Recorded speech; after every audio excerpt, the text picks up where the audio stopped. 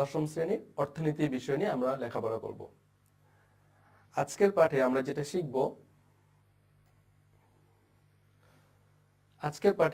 সপ্তম অধ্যায়ের অর্থ ও অর্থের প্রকারভেদ এবং অর্থের কার্যাবলী নিয়ে আলোচনা করার চেষ্টা করব। অর্থ, আমরা অর্থ নিয়ে আলোচনা করার আগে আমরা একটু পিছনের দিকে আমরা একটু আলোচনা করে নেই।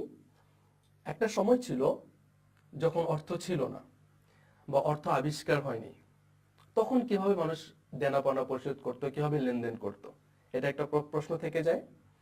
আমরা জানি একটা সময় এমন হতো যে যখন অর্থ ছিল না, তখন যেটা হতো, তখন মানুষ দ্রব্যের বিনিময়ে দ্রব্য বিনিময় করত, দ্রব্যের সাথে দ্রব্য বিনিময় করত।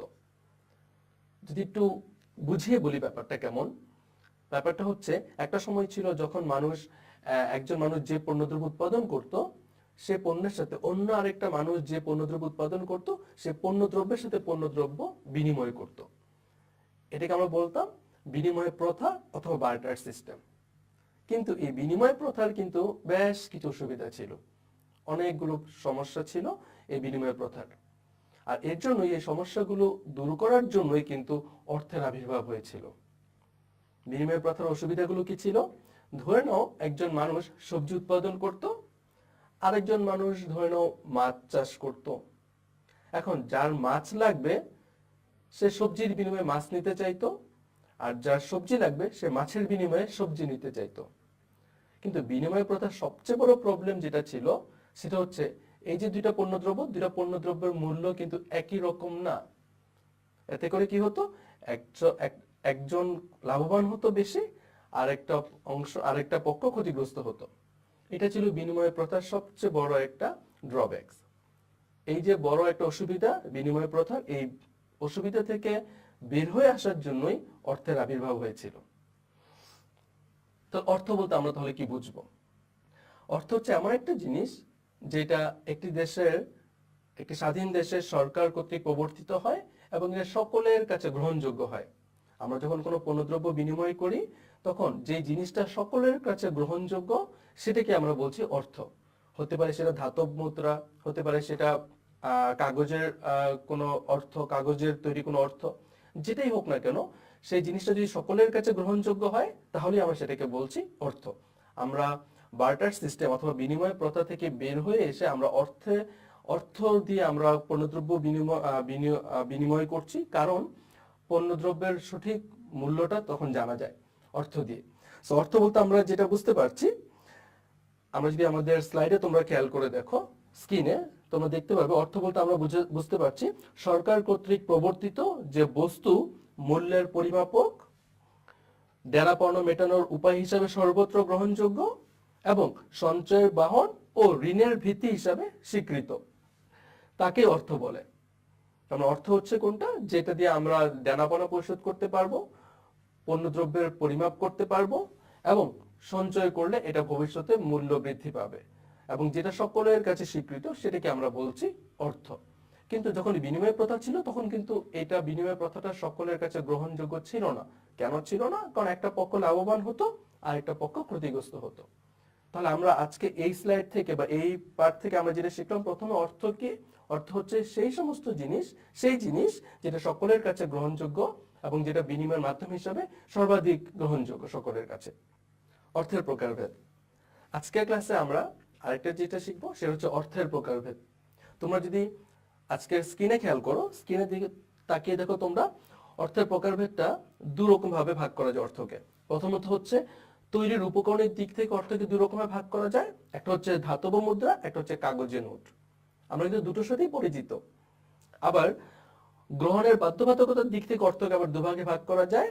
একটা হচ্ছে বিহিত অর্থ, একটা হচ্ছে ব্যাংক সৃষ্ট অর্থ। এটা আমাদের একটু বোঝার ব্যাপার আছে, বাট আমরা কিন্তু সহজেই বুঝতে পারছি ধাতব মুদ্রা এবং কাগজের নোট, এই দুটো কিন্তু আমরা খুব সহজেই বুঝতে পারছি। কিন্তু বিহিত অর্থ এবং ব্যাংক সৃষ্ট অর্থ হয়তো তোমরা অনেকেই বুঝতে পারছো না, আমরা সেটা আলোচনা করব। প্রথমে আমরা দেখি ধাতব মুদ্রা এবং কাগজের নোটটা কি। ধাতব মুদ্রা আমরা সবাই চিনি, আমরা সবাই জানি ধাতব মুদ্রা হচ্ছে আমরা যে সচরাচর যেটা দেখি, 1 টাকার যে কয়েন, 2 টাকার যে 5 টাকার যে কয়েন, 2 টাকার যে কয়েন, সেগুলোকে আমরা বলছি ধাতব মুদ্রা। আমাদের স্ক্রিনে যদি তোমরা খেয়াল করে দেখো, ধাতব খণ্ড দ্বারা তৈরি যে মুদ্রার মাধ্যমে মানুষ প্রাত্যহিক জীবনের লেনদেন করে থাকে সেটাকে আমরা ধাতব মুদ্রা বলছি। আমরা যে যে কয়েনগুলোর কথা বলছি আমাদের দেশের প্রেক্ষাপটে আমরা সবাই চিনি 1 টাকার কয়েন, 2 টাকার কয়েন, 5 টাকার কয়েন, সেগুলোকে আমরা বলছি ধাতব মুদ্রা। ধাতব মুদ্রাকে বস্তুত দুই ভাগে ভাগ করা যায়। ধাতব মুদ্রাগুলোকে আমরা আবার দুভাগে ভাগ করতে পারি। একটা হচ্ছে প্রামাণিক মুদ্রা, আর একটা হচ্ছে প্রতীকী মুদ্রা। প্রামাণিক মুদ্রা এবং প্রতীকী মুদ্রা এই দুটো জিনিস একটু বোঝার ব্যাপার আছে। প্রামাণিক মুদ্রা কোনটাকে বলছে আমরা? ধরে নাও শিক্ষার্থীরা একটা 5 টাকার কয়েন। এই 5 টাকার কয়েনটা তৈরি করার জন্য যে পরিমাণ ধাতু বা ধাতব পদার্থ ব্যবহার করা হয়েছে, ওই ধাতব পদার্থটা যদি আমরা গলিয়ে নেই বা 5 টাকার কয়েনটা যদি আমরা গলিয়ে নেই, আমরা আলহামদুলিল্লাহ আমরা যে ধাতব পদার্থটা পাবো, ওই ধাতব পদার্থটার মূল্য যদি 5 টাকাই হয়, তাহলে আমরা সেটাকে বলছি প্রামাণিক মুদ্রা। তার মানে হচ্ছে ধাতব পদার্থটার শরীরের যে মূল্যটা লেখা আছে, সেই মূল্যটাই যদি আমরা আবার বস্তুটাকে গলিয়ে মুদ্রাটাকে গলিয়ে যদি আমরা সেই সেই ধাতব পদার্থটা যদি আমরা বিক্রি করতে যাই, আমরা 5 টাকাই আমরা পাবো, তাহলে আমরা সেটাকে বলছি প্রামাণিক মুদ্রা। আর এটা হচ্ছে আমাদের প্রতীকী মুদ্রা। প্রতীকী মুদ্রা হচ্ছে কোনটা? যদি আমরা কোনো ধাতব মুদ্রাকে গলিয়ে বা ওটাকে ধাতব পদার্থে পরিণত করে যদি আমরা বিক্রি করতে যাই, যদি একই রকম মূল্য আমরা না পাই, তাহলে আমরা সেটাকে বলছি প্রতীকী মুদ্রা। সাধারণত প্রতীকী মুদ্রার শরীরে বেশি দাম লেখা থাকে, কিন্তু যদি আমরা সেটাকে ধাতব পদার্থে পরিণত করে বিক্রি করতে যাই, তাহলে আমরা সেই পরিমাণ মূল্য পাই না, কম মূল্য পাই। তাহলে আমরা কি পেলাম শিক্ষার্থীরা? ধাতব মুদ্রা হচ্ছে দু রকমের, একটা হচ্ছে আমাদের প্রামাণিক মুদ্রা, একটা হচ্ছে প্রতীকী মুদ্রা। প্রামাণিক মুদ্রা হচ্ছে যখন একই রকম মূল্য আমরা পাবো, ধাতব মুদ্রার শরীরের যে মূল্যটা লেখা থাকবে, এবং ধাতব মুদ্রাটাকে যদি আমরা পুনরায় ধাতব পদার্থে পরিণত করি এবং সেটা থেকে আমরা যে মূল্যটা পাবো যদি একই রকম মূল্য আসবে, তাহলে আমরা সেটাকে বলছি প্রামাণিক মুদ্রা। আর প্রতীকী মুদ্রা হচ্ছে যেটা ধাতব মুদ্রার শরীরের যে মূল্যটা লেখা থাকবে, সেটার সাথে ওই মুদ্রাটাকে যদি আমরা ধাতব পদার্থে পরিণত করি, সেই মূল্যটা সমান হবে না, সেটা কম হবে, তাহলে আমরা সেটাকে বলছি প্রতীকী মুদ্রা। এখন আসো বাচ্চারা কাগজি নোট। কাগজি নোট বলতে আমরা কোনটা বুঝি? সাধারণত কাগজি নোট হচ্ছে কাগজ দিয়ে যেটা তৈরি করা হয়। আমরা সচরাচর যেটা দেখি 10 টাকা, 20 টাকা, 50 টাকা, 100 টাকার যে নোট, কাগজি মুদ্রা, কাগজি যে নোট যেটা আমরা সবসময় ব্যবহার করে থাকি, সেটাকে আমরা বলছি কাগজি মুদ্রা আমরা বলছি, বা কাগজি নোট বলছি আমরা। সেটা সাধারণত একটা দেশের, স্বাধীন দেশের কেন্দ্রীয় ব্যাংক সাধারণত সেই মুদ্রাগুলোকে প্রচলন করে থাকে বা প্রিন্ট করে থাকে। সরকারের সাথে পরামর্শ করে একটা দেশের, স্বাধীন দেশের কেন্দ্রীয় ব্যাংকের শুধুমাত্র অথরিটি আছে সেই দেশের জন্য কাগজি মুদ্রা প্রচলন করা বা প্রিন্ট করার জন্য। এখন কাগজি মুদ্রাকে আমরা আবার কয় ভাগে ভাগ করতে পারি? তোমরা যদি স্ক্রিনের দিকে তাকিয়ে দেখো, দেখবে স্ক্রিনে কাগজি মুদ্রাকে দুভাগে ভাগ করা হয়েছে। একটা হচ্ছে রূপান্তরযোগ্য মুদ্রা, আর একটা হচ্ছে রূপান্তর অযোগ্য মুদ্রা। রূপান্তরযোগ্য মুদ্রা কোনটা? কিছু কিছু মুদ্রা আছে, কিছু কিছু কাগজি নোট আছে বা মুদ্রা আছে যেগুলোর বিনিময়ে কোনো বৈদেশিক মুদ্রা পাওয়া যায় না। সহজ কথা যদি আমরা বলি, যে মুদ্রাগুলোর বিনিময়ে কোনো বৈদেশিক মুদ্রা আমরা পাবো না, সেগুলোকে আমরা বলছি রূপান্তরযোগ্য, রূপান্তর অযোগ্য মুদ্রা। যদি কোনো বৈদেশিক মুদ্রা না পাওয়া যায়, সেটাকে আমরা বলছি রূপান্তর অযোগ্য মুদ্রা। আর যে মুদ্রাগুলো বা যে কাগজের নোটের বিপরীতে আমরা কোনো বৈদেশিক মুদ্রা পাবো, সেগুলোকে আমরা বলছি রূপান্তরযোগ্য মুদ্রা। তাহলে আমরা কি পেলাম? কাগজে যে নোটগুলো, সেই কাগজের নোটগুলোকে আমরা আবার দুভাগে ভাগ করতে পারি। একটা হচ্ছে রূপান্তরযোগ্য মুদ্রা, একটা হচ্ছে রূপান্তর অযোগ্য মুদ্রা। রূপান্তরযোগ্য মুদ্রা কোনগুলোকে বলছি? যেগুলোর বিনিময়ে আমরা সহজে বৈদেশিক মুদ্রা পাবো। উদাহরণ কোনগুলো? উদাহরণ হচ্ছে আমরা 5 টাকা, 10 টাকা, 20 টাকা, 50 টাকা, 100 টাকা, এগুলোর বিনিময়ে আমরা খুব সহজেই অন্য দেশের বৈদেশিক মুদ্রা বিনিময় করতে পারবো, সেগুলোকে আমরা বলছি রূপান্তরযোগ্য মুদ্রা। আবার কিছু মুদ্রা আছে যেগুলোর কিছু অর্থ আছে যেগুলোর বিনিময়ে আমরা বৈদেশিক মুদ্রা কখনোই পাবো না। সেগুলো কোনগুলো? সেগুলো হচ্ছে আমাদের জন্য 1 টাকা বা 2 টাকার কয়েন বা 1 টাকা বা 2 টাকার কাগজের নোট। সেগুলোর বিনিময়ে আমরা কখনোই কোনো বৈদেশিক মুদ্রা পাবো না। কথা বুঝতে পেরেছো? এখন আসলো অর্থের প্রকারভেদের মধ্যে আরেকটা অংশ আসলো, আরেকটা প্রকারভেদ আসলো, বিহিত অর্থ। বিহিত অর্থ আবার কি জিনিস? একটু খেয়াল করে দেখো বাচ্চারা, আমাদের স্ক্রিনে যেটা দেওয়া আছে সেটা হচ্ছে যে অর্থ সরকারি আইন দ্বারা প্রচলিত তাকে বিহিত অর্থ বলে। যে অর্থ সরকারি আইন দ্বারা প্রচলিত তাকে বিহিত অর্থ বলে। সরকারি আইন দ্বারা প্রচলিত অর্থ আবার কোনগুলোকে বললাম? সেগুলো হচ্ছে সরকারি আইন দ্বারা বিহিত অর্থ হচ্ছে সরকারি আইন দ্বারা প্রচলিত অর্থ হচ্ছে আমরা সচরাচর যে অর্থগুলো আমরা সবসময় ব্যবহার করে থাকি সেগুলোকে আমরা বলছি সরকারি আইন দ্বারা প্রচলিত অর্থ। 1 টাকা, 5 টাকা, 50 টাকা, 100 টাকা, 2 টাকা, সবগুলো অর্থকে আমরা আসলে বলছি বিহিত অর্থ। এখন বিহিত অর্থকে আমরা আবার দুভাগে ভাগ করি। এখানে কথা হচ্ছে এটাকে এই যে সরকারি আইন দ্বারা যে প্রচলিত যে অর্থগুলোকে, এগুলোকে আমরা আবার পুনরায় কেন আমরা প্রকারভেদ করছি আমরা।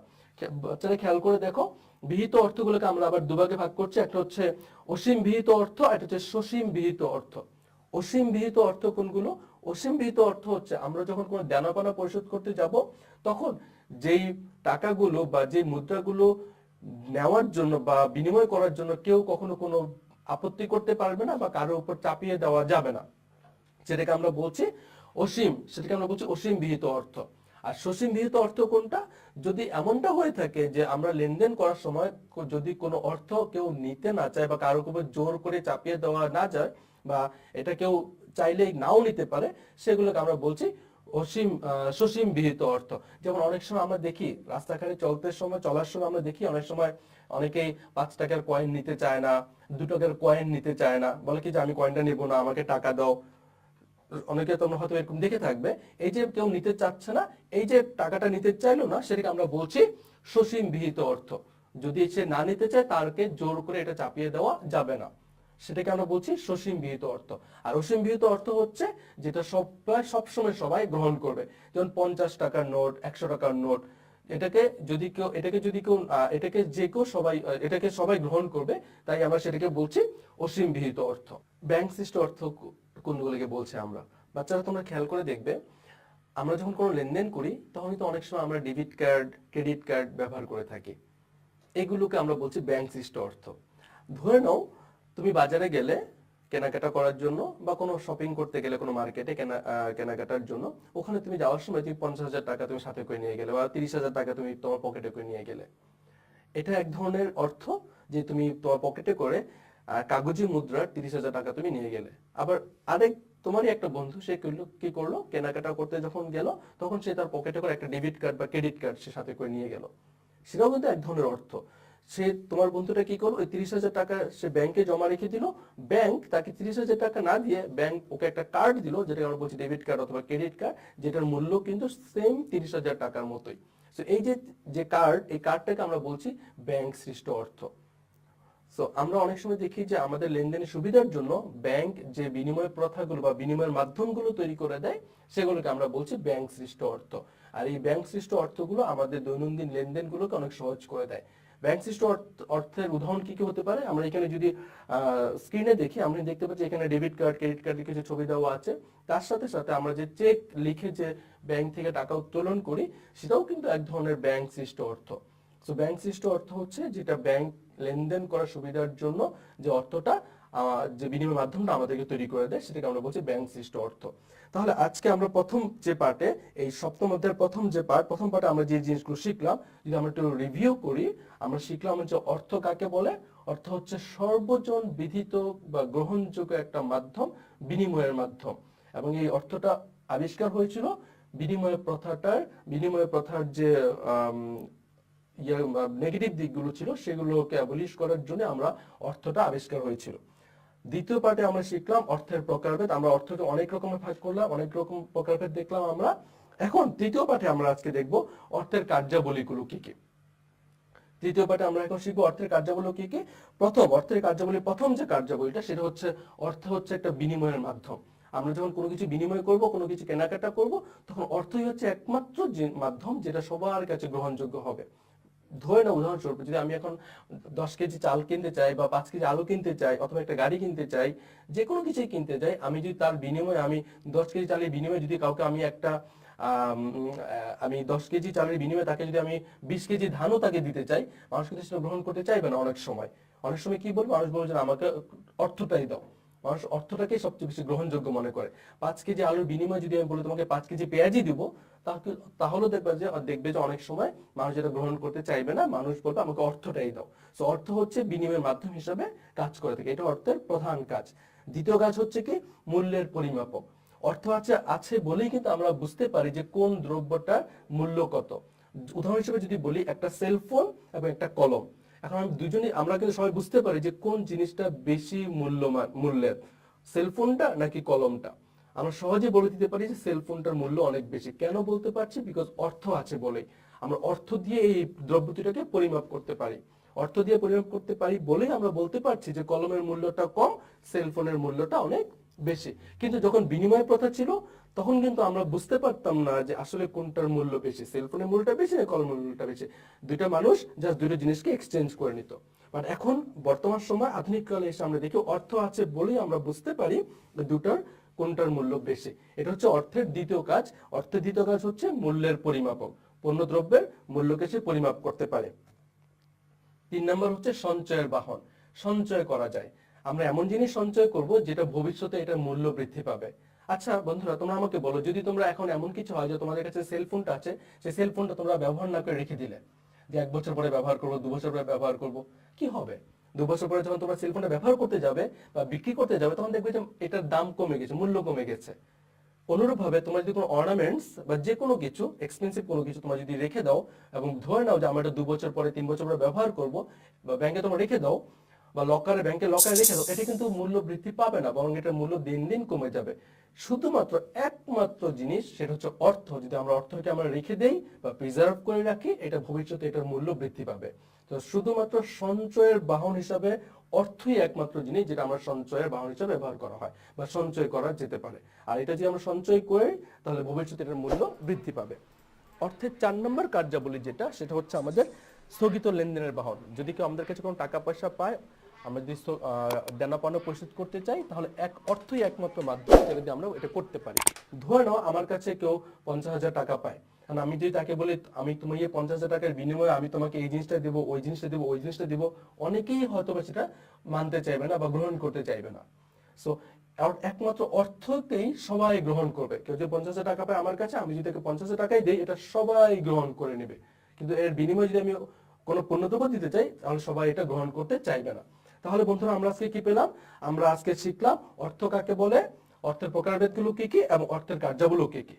তাহলে আমাদের জন্য নেক্সট আমরা দেখবো বাড়ির কাজ। এখানে আমরা বাড়ির কাজে তোমরা যেটা করবে সেটা হচ্ছে অর্থ বলতে কি বোঝায়, অর্থের কার্যাবলীগুলো ব্যাখ্যা করার চেষ্টা করবে, এবং 3 নম্বর হচ্ছে অর্থ আমাদের দৈনন্দিন জীবনে সহজতর করেছে, এই যে কথাটা, এই কথাটা তোমরা ব্যাখ্যা করার চেষ্টা করবে। তো আশা করি আজকের ক্লাস তোমাদের ভালো লেগেছে। তোমরা যদি আমার ক্লাসটাকে পুনরায় দেখতে চাও বা শুনতে চাও, তোমরা আমার ঘরে আমার অনুষ্ঠানের ইউটিউব চ্যানেলটা সাবস্ক্রাইব করবে এবং ওদের ফেসবুক পেজ তোমরা ভিজিট করবে, এবং তার সাথে আরেকটা ওয়েবসাইট আছে কিশোর বাতায়ন, সেই ওয়েবসাইটেও তোমরা আমার এই ক্লাসটা পুনরায় দেখতে পারবে বা শুনতে পারবে। সকলে ভালো থেকো, ধন্যবাদ সকলকে।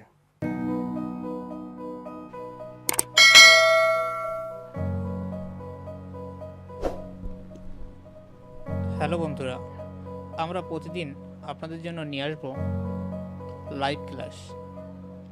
তাই আমাদের চ্যানেলটি সাবস্ক্রাইব করুন এবং এই ভিডিওটি আপনার ফেসবুক ওয়ালে শেয়ার করুন, যাতে আপনার বন্ধুরাও এই ভিডিওগুলো দেখতে পারে। কারণ বর্তমান সময় করোনা ভাইরাস এর প্রভাবের কারণে সারা বাংলাদেশ সহ সকল দেশের